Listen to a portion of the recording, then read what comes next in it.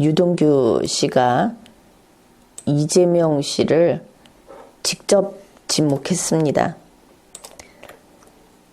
2022년 10월 21일 밤 유동규 씨는 한국일보하고 20분간 인터뷰를 했는데 통화가 아니라 직접 만나서 했다. 그렇습니다. 유동규 씨는 10월 20일 구속기간 만료로 석방이 됐습니다. 그리고 10월 21일 바로 대장동 개발 사업 특혜 의혹 사건의 공판이 있었고 그 공판을 마치고 자택에서 이 인터뷰를 한 겁니다.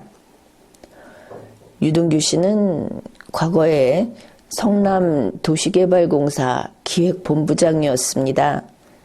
이재명 시장하고 같이 일을 한 그런 사이입니다. 유동규 씨가 이번에 재판을 받게 된 피고인이 된 그 주된 혐의는 바로 민간업자 측, 그러니까 김만배 씨, 남욱 씨, 정영학 씨 이런 사람들에게 특혜를 몰아주고 성남 도시개발공사에 손해를 끼쳤다 하는 그런 혐의로 피고인이 됐습니다. 특정경제범죄 가중처벌법상의 배임 혐의인 것인데 기소된 것은 2021년 11월입니다. 이제 거의 1년이 된 시점입니다. 유동규 씨가 이번에 이 진술을 한 내용 이것이 확인이 됐습니다. 그러니까 이 씨라고 하는 사람을 통해서 물증이 나왔다 했는데 이제 직접 유동규 씨의 진술도 나왔다. 이런 의미가 있는 겁니다. 그 내용은 2021년 4월부터 8월까지 제20대 대통령 대선 더불어민주당 경선 과정에서 이재명 대표의 최측근인 김용 민주연구원 부원장에게 남욱 씨가 마련한 8억 4,700만 원 이 돈을 전달했다 하는 내용입니다. 또 이 김용 씨는 정치자금법 위반 혐의로 조사를 받고 있었는데 정식으로 이제 구속이 된 것은 10월 22일 새벽입니다. 이번에 이 유동규 씨가 한국일보와 인터뷰를 한 그 전체 인터뷰 내용의 흐름을 한번 개관을 해보면 그 특성이 아주 잘 드러납니다. 유동규 씨의 그 발언 이것이 처음 시작부터 끝으로 가면서 이제 그 색깔이며 또 군더더기가 있는지 없는지 뭐 이런 것들을 보면은 이렇습니다. 유동규는 나쁜 정치인의 개 노릇을 하기에는 좀 부족해 보인다. 그렇게 하려면은 좀 아예 인간성이 없이 이렇게 기계처럼 움직여야 하는데 그게 좀 부족해 보인다. 그렇고 인터뷰 첫머리에서는 좀 기교를 부린 것을 알 수 있습니다. 키워드를 빼고 이렇게 이야기를 이어나가는 흔히 이런 것을 정치적 수사라고 하는데 보기에는 좀 우스운 기술 같지 않은 기술 뭐 이런 것에 해당이 됩니다. 시간이 흐를수록 그렇지만 자신의 심경을 간단명료하게 밝히기 시작합니다. 그렇다고 해서 유동규 씨가 아주 선량한 어수룩한 그런 사람이라는 뜻은 아닙니다. 이것은 놓치지 말아야 하겠습니다. 이번 인터뷰에서 중요한 내용을 많이 밝혔으면서도 가장 큰 특징이라고 할 수 있는 것은 대장동의 돈, 대장동 관련 돈에 대해서는 일체 말하지 않았다. 그러니 어수룩한 사람은 아닌 것이죠. 대선 자금에 있어서도 시작만 말을 했습니다. 시작. 그 아주 작은 거, 그러나 분명한 거. 이 작은 것이 분명할 때는 법정에서는 그 영향력이 대단합니다. 바로 그것이 승패를 좌우하기도 하죠. 그러면서 이재명을 지목했습니다. 그리고 이번에 이야기한 대선 자금 20억 원, 이거는 작은 돈입니다. 그런데 또 큰 돈도 있다, 증거도 있다, 이런 이야기를 한 겁니다. 일문일답 전문을 살펴봅시다. 2021년 4월에서 8월 사이에 남욱 변호사에게 8억여 원을 받아서 김용에게 전달했다고 검찰에서 진술했느냐, 이렇게 물었습니다. 그런데 답변이 자기가 우리 같으면 했으면 했다, 아니면 아니다, 그게 사실은 이렇다, 이런 말이 나와야 하겠죠. 그런데 처음에 기교적인 답변을 합니다. 그건 내가 말할 것이 아니고 검찰이 할 일이다. 느닷없이 이런 이야기를 합니다. 그러나 잘 들어보면 그 속에 내용은 들어있죠. 검찰에서 옳고 그른 것을 정확하게 말하고 법정에서 밝혀야 될 일이다. 이 주체는 유동규 씨입니다. 그러니 유동규 씨는 검찰에서 옳고 그른 것을 정확히 말했고 앞으로도 말하겠다, 뭐 이 정도 할 수 있겠죠. 나머지는 법정에서 밝혀야 될 일이다. 검찰에서 숨김과 거짓 없이 내가 벌 받을 것은 받고 같이 받을 것은 같이 받을 거고, 그러니 지금 벌 받지 않은 사람들이 많이 있다는 것이고 그들이 자신들의 죄값을 치러야 한다, 이거를 알 수 있습니다. 그래서 그 사람들이 받아야 할 것은 그 사람들이 받을 거다. 그러니 다 정확하게 말할 거다. 여기에서 다 정확하게 말한다 하는 것을 우리는 모릅니다. 그러나 같이 죄를 지었던 사람들은 이 다라고 하는 게 어디서 어디까지인지를 분명히 알겠죠. 그걸 다 말하겠다, 이렇게 이야기를 했습니다. 그 돈이 대선 자금으로도 쓰였다는 이야기가 나온다. 그러니까 내가 하고 싶은 말은 아까 그것뿐이다, 사실을 말하겠다 하는 그거고, 그냥 똑같은 이야기를 합니다. 검찰에서 있는 그대로 진술하고 법정에서 다 밝히겠다. 여기에서 핵심은 오히려 이 뒷부분입니다. 가릴 수가 없을 거다.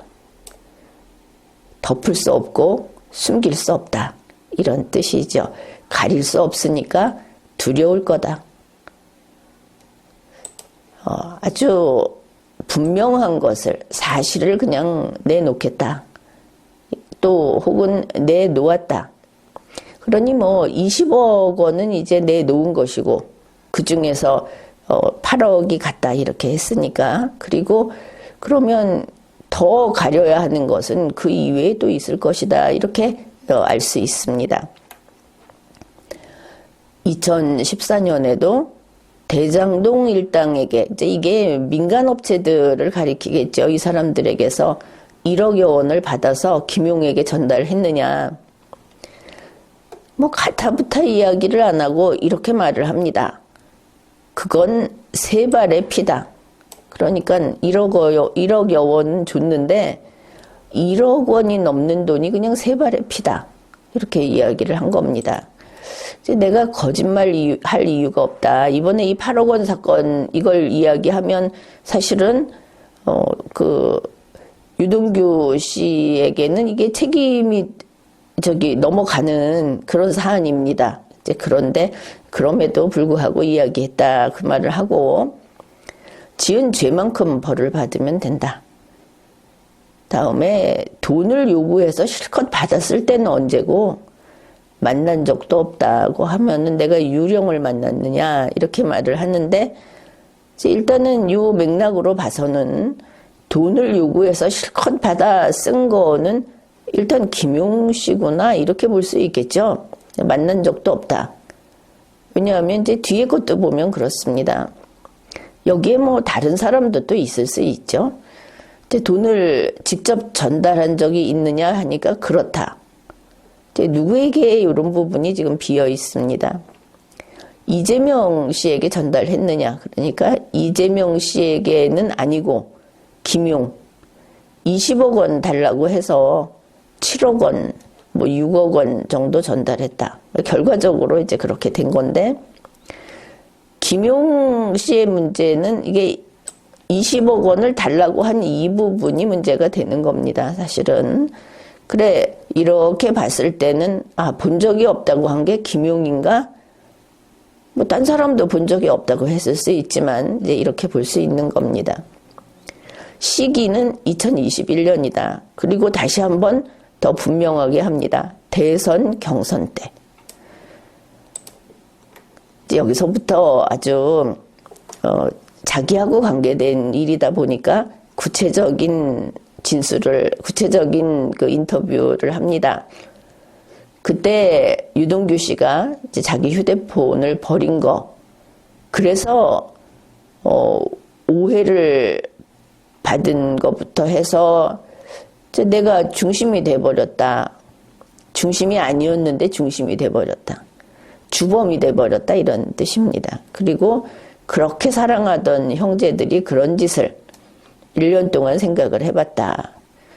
여기서 이제 형제라고 하는 거는 김용, 정진상 뭐 이런 하여튼 그쪽 사람들하고 누구하고는 뭐 의형제다 뭐 이러면서 동지다 이렇게 했던 그것을 이야기하고,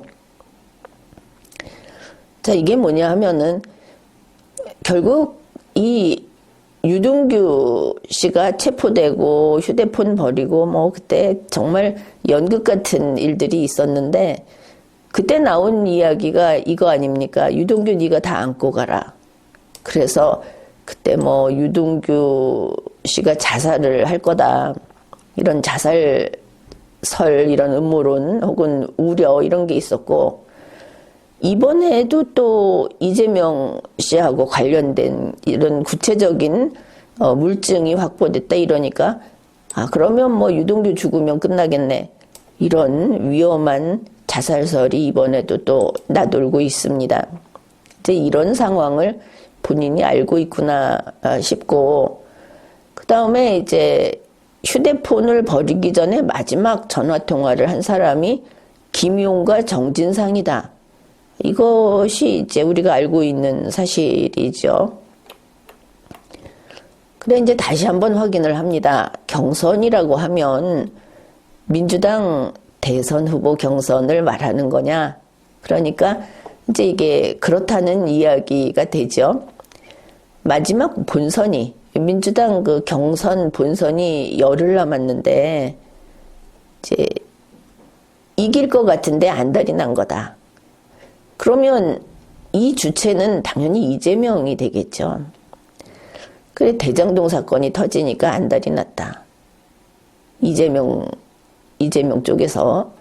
그래서 일주일도 안 된 휴대폰을 버리라고 해가지고 휴대폰을 버렸다가 이 난리가 나고 하여간 쌓여있는 게 너무 많아서 울분이 안 풀린다. 이제 여기에 아주 함축이 돼 있습니다. 지금 유동규 씨의 심정이. 그때가 정확히 이렇게 한국일보가 밝혔는데 정확히 그때가 맞죠. 이재명 씨가 이제 최종 후보로 선출돼서 이제 본선 직행이 확정된 게 10월 10일. 그런데 유동규 씨가 휴대폰을 버린 게 9월 29일. 이제 이때가 맞다. 뭐 객관적인 사실하고 이 본인의 주장하고 맞다 이렇게 볼 수 있습니다. 여기에 참 많은 내용이 들어 있습니다. 먼저 봅시다. 이번에 그 일주일도 안 된 휴대폰을 버렸다 한 이 부분인데, 그러면 9월 29일에서 일주일도 안 된 새 휴대폰, 여기는 대장동하고 관련된 거는 별거 없었겠다. 이거 우리가 알 수 있습니다. 그런데 일주일도 안 된 휴대폰을 왜 버려야 했을까? 왜 그걸 없애야 했을까? 그거는 일주일 안에 들어간 정보가 있어서는 안 된다 하는 뜻입니다. 그래서 바로 9월 29일부터 이 최근의 통화 내역을 숨기려고 했다. 그것을 알 수 있죠. 보통 그런 영화 같은 데 보면 그런 거 있지 않습니까? 지금 이 메시지 전달받고 나서 바로 전달받았다는 사실까지도 다 폭파시켜버려라 하는 명령이 떨어진 그런 셈이다. 이것을 알 수 있습니다. 그러니까 일주일도 안 된 휴대폰을 없앴다. 거기에다가 없애라는 명령이 내려왔다. 그러면 여기에서 우리가 짐작할 수 있는 것이 대선 관련 어떤 교류, 어떤 거래, 이런 게 거기 들어 있었겠구나. 이런 거 없애라는 지시가 하달됐구나. 이렇게 볼 수 있고, 당연히 일주일 된 전화기는 대장동 물증은 아니었고 대선 자금 물증이었겠구나. 이렇게 볼 수 있는 겁니다.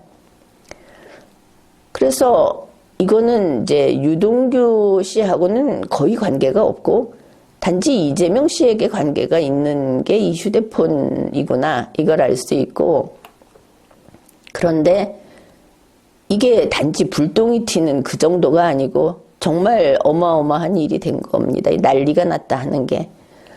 유동규 입장에서는 이게 아주 큰 일이 된 겁니다. 왜냐하면 그때까지만 해도 이재명이 잡혀가는가, 중간에 떨어져 내려가는가, 뭐 이렇게 그 뉴스의 초점이었는데, 대장동 사건이 다시 뜨면서 그랬는데 이 휴대폰 버린 사건 때문에 유동규가 뉴스의 중심이 되면서 다른 이슈를 다 잠재워 버렸습니다.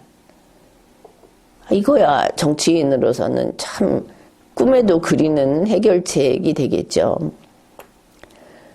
대선 자금을 숨기기 위해서 유동규를 대장동, 마침 뜨고 있는 대장동의 먹잇감으로 던져버렸구나. 이런 겁니다. 그러니 이재명은 대선 자금도 숨기고 대장동 초점에서 본인이 벗어나는 두 가지 이중효, 이런 것을 누리게 된 거죠.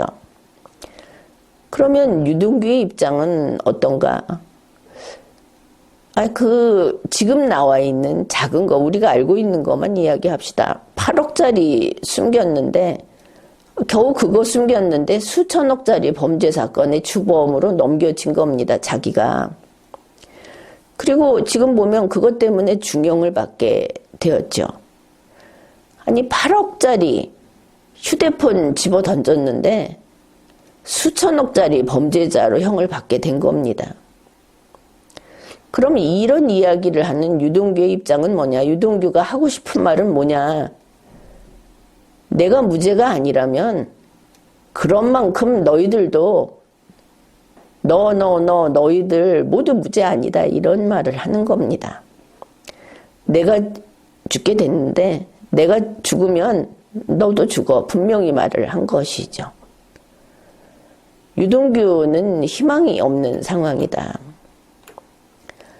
물론 저때 1년 전에 이재명의 입장은 이랬을 겁니다. 내가 살아야 유동규 너도 산다. 그런데 1년이 흐른 지금 희망이 없어진 유동규의 입장에서 지금 이렇게 말을 하는 겁니다. 내가 죽으면 이재명 너도 죽는다.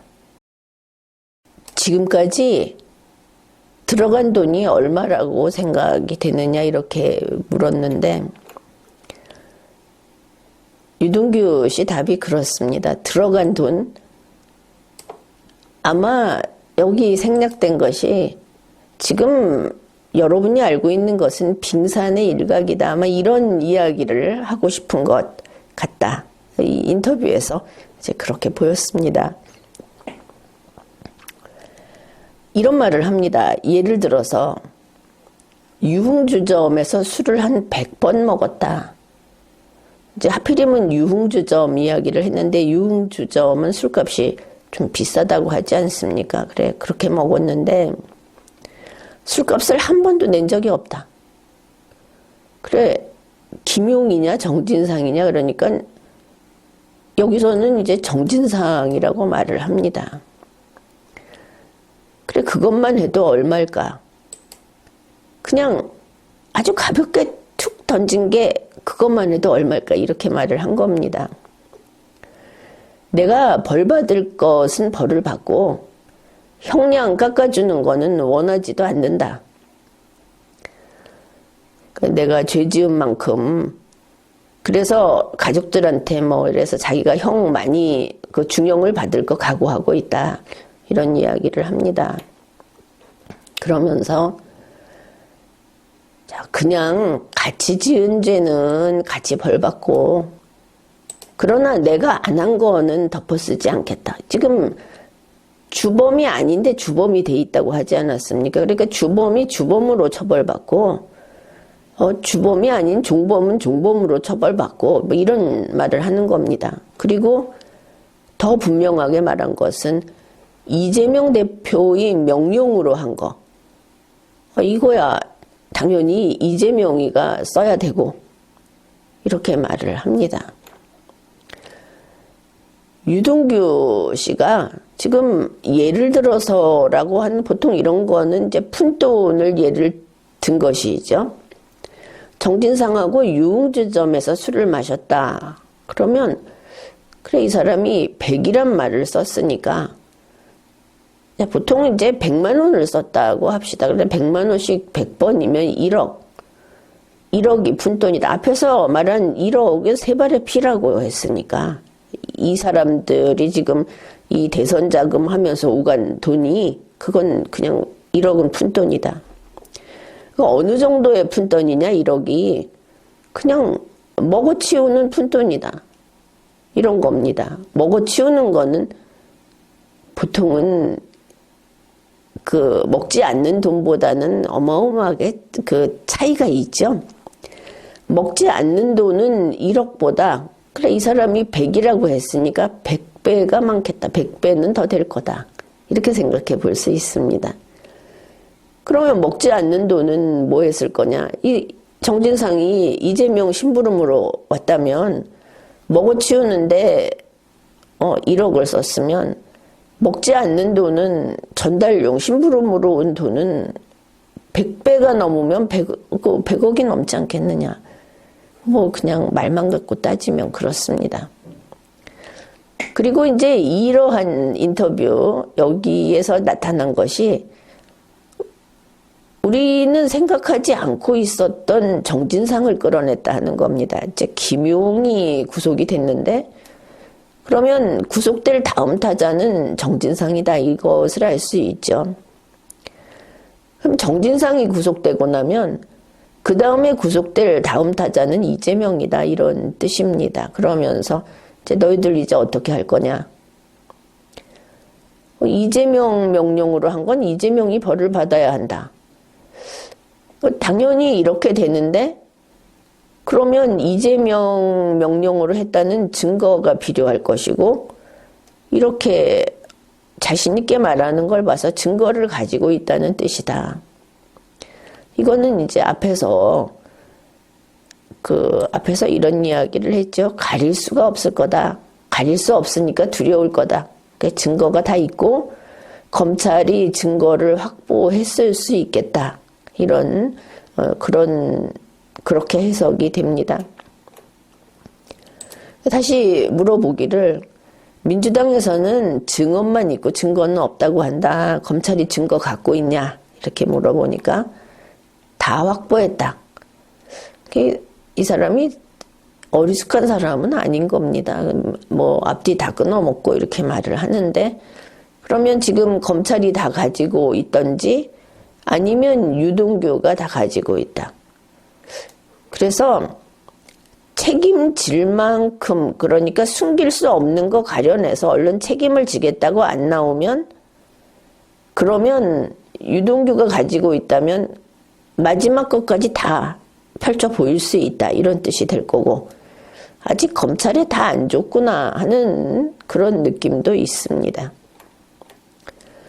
이제 민주당에서 유동규를 핵심 주범이라고 했다 이러니까 참 어이없어 하면서 옛날엔 동지였는데 이렇게 말을 하고, 자, 지금 상황이 어떻게 됐냐면 그 사람들이 중심이 아니라 내가 중심이 돼버렸다. 그 사람들이 그 주범들인데 자기가 주범이 됐다. 앞에서부터 요거는 일관성 있게 이런 이야기를 합니다. 그러면서 자, 그 사람들이 나에게 뭐라고 했느냐. 자기를 버렸다 하는 뜻이 될 거고, 이미 먼저 배반했다 뭐 이런, 아니면 이용해 먹었다 이런 뜻이 여기 담긴 것 같고, 이제 유동규 자신이 숨길 수 없는 시작이라고 생각하시면 된다 이렇게 말을 했습니다. 자, 이 시작이다. 지금까지 이제 이러한 뒤틀려버린 관계는 이제 바로잡을 수 없을 것처럼도 보이는데, 어쨌든 지금 유동규와 관련해서 밖에 나온 이게 아주 작은 시작이다. 이렇게 말을 한 겁니다.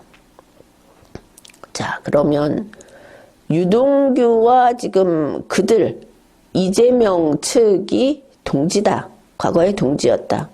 그런데 유동규가 시작이다 하는 뜻은 유동규가 있으면 이재명 측도 있는 거다 이렇게 되겠죠. 유동규가 지금 이미 증거도 나왔고 유죄다 하면 이게 겨우 시작인데 그들도 유죄다.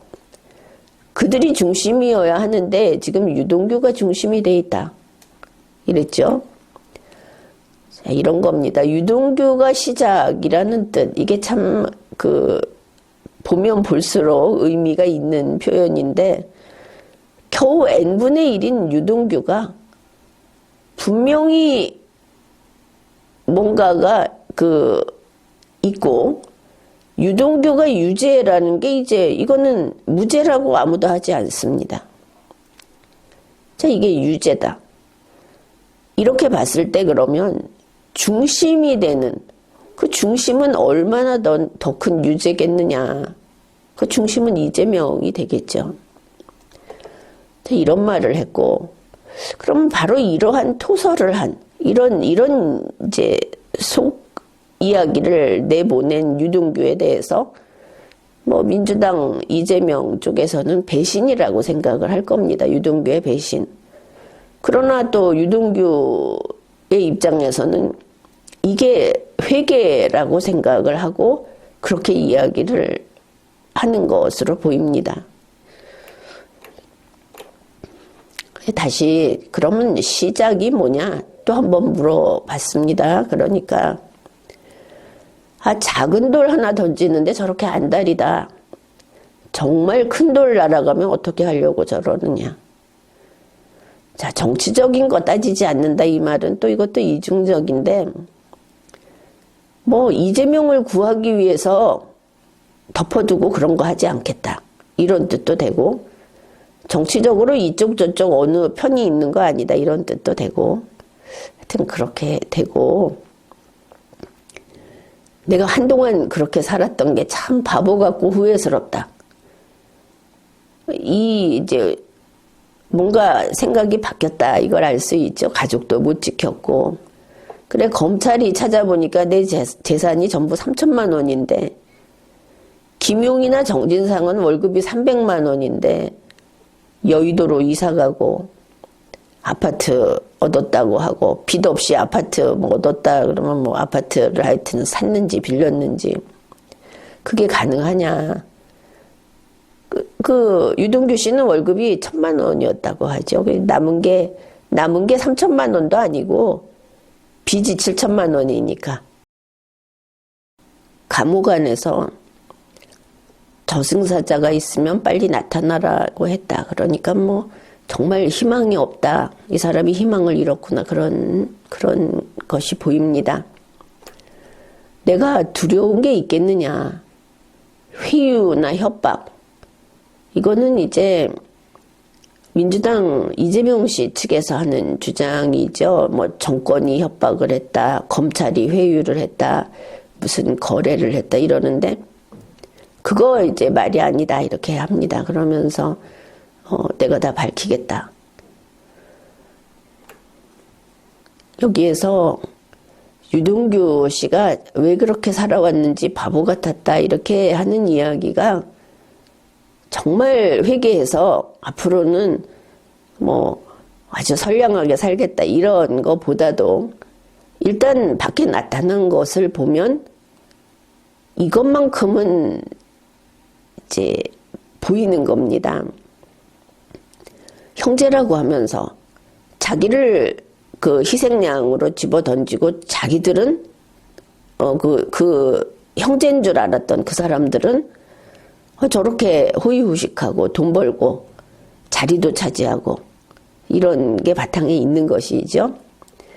그래 그 남들은 그 이야기한 그 사람들은 다 띄어먹었는데 지금 보면은 유동규 씨가 뭐 무슨 배달 사고로 1억을 어떻게 했다 나중에 뭐 1억을 받았다 뭐 이런 이야기 하면서 아 유동규가 그런 사람이었어 이렇게 뉴스를 봐도 그렇게 나오는데 그게 비교도 안 된다는 그 속마음을 이야기한 겁니다. 그래 자기는 오히려 1억 받아서 빼냈다고 하는 자기는 그게 다다 이런 것이죠. 받은 만큼 다 동지를 위해서 몽땅 다 써버렸다. 그래 남은 게 없다. 그런데 왜 그렇게 살았을까? 지금 보면 그 결과가 그래서 돌아오는 것이 다 책임지고 가라. 그냥 사라져줬으면 좋겠다. 이런 취급을 받는 거다. 이제 여기에 대한 소회를 밝힌 것으로 보입니다. 이 기자가 2021년 대장동 수사 초기에는 지금하고 입장이 좀 달랐지 않느냐 이러니까 지켜주려고 했다 그럽니다. 지켜주려고 했다. 그러니 1년 전만 해도 아주 그 확실한 동지였다. 동지라고 믿고 있었다. 이런 것이죠. 그런데 이제 그 1년의 세월이 지나면서 이재명 씨 측의 그 진짜 속마음을 알게 됐다. 이렇게 보이는 것이 그들이 그러니까 민주당 이재명 씨 측에서 처음에 유동규 씨를 회유하려고 했었고 그리고 감옥에 있는데 가짜 변호사를 보내가지고 검찰에 가서 무슨 말을 하는지 이런 동정이나 살피고 상황이 어떤지 알 수 있겠죠. 이제 그겁니다. 유동규 씨 보고 검찰에 회유됐다. 지금 민주당이나 이재명 씨 측에서 이렇게 손가락질을 하고 배신자 취급을 하는데 그게 아니다. 지난 1년 동안 너희들이 나를 회유하고 감시하고 뭐 결국 보면 조종하고 뭐 이렇게 했다는 말을 하는 것 같습니다. 아주 확실한 게 이 부분이죠. 가짜 변호사 붙여가지고 변호사 대준다 하면서 가짜 변호사 붙여가지고 이거 보면 요즘에 이게 아주 유행하는 것 같습니다. 이거 보고 생각나는 것이 그 가짜 수산업자 사건의 그 변호사 김태호 씨 변호사 그거 생각나지 않습니까? 이거 그 지난 우리 리걸마인드 연구소 방송을 참조하십시오. 그 방송이 동아일보의 윤석열 조준 2 두 번째 그겁니다. 가짜 변호사 이것까지 나왔다. 그래서 마음을 바꿨느냐 이러니까 내가 저 쓸데없는 거 지키려고 내 가족을 포기했다는 생각이 들었다. 자기 인생이 완전히 날아갔으니까. 그리고 이제 다른 한편으로는 한 만큼 벌 받는 거 그걸 다 공정이라고 하지 않느냐. 이재명 씨도 그랬다는 뜻이겠죠. 벌 받아야 된다. 그걸 왜 안 받으려고 피하느냐. 그러면서 10원 하나 받은 게 없다고 하는데 초밥이 10원은 넘을 거다. 그리고 그걸 몰랐다고 그걸 몰랐을까? 이렇게 자, 그쪽도 이야기를 하고, 그 다음에 10원 한 장 받은 게 없다고 하는데 내가 검찰에서 다 이야기할 거다. 사실 우리가 알다시피 여기에서 다시 한번 이제 기억이 새롭게 나는 것이 바로 이 부분입니다. 이재명은 애초에 10원도 안 받은 인간일 수가 없다. 바로 그걸 이제 초밥이라는 걸 꺼내면서 그 말을 한 게 유동규인 것이죠. 이 초밥이 뭐냐? 이재명, 김혜경 이 사람들, 이재명 측이라고 하는 사람들의 그 바닥이 한없이 낮다. 그 한선을 보여주는 겁니다. 이 사람들 돈 많지 않습니까? 그렇게 돈 많은 사람들이 초밥까지 빼먹었다. 이런 사건이죠. 그리고 보니 이번에 김용 구속영장 심사하고 있을 때 나온 이야기가 민주당 측에서 이 김용 편들면서 한 이야기가 뭐 국밥도 얻어먹었다고 하는데 바로 그런 변명을 하는 민주당, 그런 변명이 나오는 이재명 측의 수준이 적나라하게 드러난 거다 하는 겁니다. 이재명 팀이 참 얼마나 돈에 집착하는가. 이재명 씨 대선이 끝나자마자 대선 패배하고 그러면 뭔가 좀 생각을 해야 하지 않겠습니까? 그런데 바로 야 이거 건수다 하는 그 주식에 투자했다. 이거 나오지 않았습니까? 돈에 엄청나게 집착을 한다. 이제 우리가 알고 있는 사실들이 그렇습니다. 그래서 기자가 또 다음 질문이 김용이나 정진상에게 돈이 건너간 걸, 정진상에게 돈이 따로 건너갔다는 겁니다. 먹은 것만이 아니고, 자, 이거를 이재명이 알았다는 것이냐 이렇게 물었습니다. 그러니까 이재명이 모르는 게 있겠느냐, 또 정진상이 그걸 몰랐겠느냐. 정진상이 나하고 술을 100번, 1000번 마셨는데 손바닥으로 하늘을 가릴 수 있어도 숨길 수 없는 게 행적이다, 행적. 그러면서 눈앞에 찍힌 발자국을 어떻게 숨기냐. 아마 이제 눈 위에 찍힌 발자국 이렇지 않겠습니까? 하여튼 힘으로 누르겠으면 눌러보라고 해라. 자, 어떤 위기감도 좀 느끼고 있고 이제 그런 게 보이는데 중요한 거는 이재명이 알고 있다고 말을 직접 했다 이겁니다. 자, 그리고 또 정진상하고 술을 마신 것이 이재명 측에서 볼 일이 있어서 또 정진상 측에서 볼 일이 있어서 찾아온 것을 알 수 있습니다. 특히 둘이 이재명, 정진상이 엮여서. 다시 말해서 유동규가 정진상에게 청탁하려고 술을 사준 게 아니다. 이거를 알 수 있는 것이죠. 또 당연히 이재명이 알고 있다. 이 말은 정진상은 이재명 심부름으로 왔고 그래서 술을 마셨다. 뭐 100번, 1000번 마셨다. 그러면 심부름이, 다시 말해서 심부름은 명령이나 뭔가를 하라는 지시였을 텐데 그게 그렇게나 많았다. 이것도 또 알 수 있습니다. 그러면 다음 타자는 정진상이고 그 다음 타자는 이재명이다. 다음에 구속되는 건 정진상이고 그 다음은 이재명이라는 것을 다시 한번 강조했다. 이것을 알 수 있죠. 그리고 이제 이러한 과정을 보면서 유동규와 이재명 팀의 어떤 관계가 선이 분명하게 그어진 관계구나 하는 걸 알 수 있습니다. 지금까지 이렇게 쭉 나온 것을 보면 이재명, 김혜경은 초밥으로, 김용은 뭐 국밥 이야기를 하고 이거 다 얻어먹었다고 하죠. 정진상은 술을 얻어 마셨다. 결국 이 사람들 특징이 계속 공짜로 베껴 먹었다. 남에게 받아 먹었다.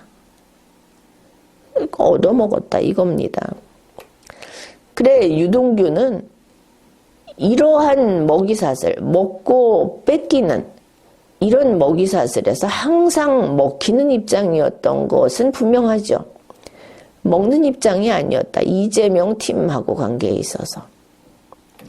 그리고 또 알 수 있는 것이 이재명 팀에는 뺏어 먹는 자, 받아 먹는 자와 뺏기는 자, 혹은 먹히는 자가 나뉘어 있다. 그것을 알 수 있습니다. 계급사회라는 것이죠. 그리고 이러한 상하 계급사회에서 유동규는 절대로 저 위쪽으로 못 가는 계급이었다. 바닥에 이용당하고 버림받고 지워지는 그런 계급이었다.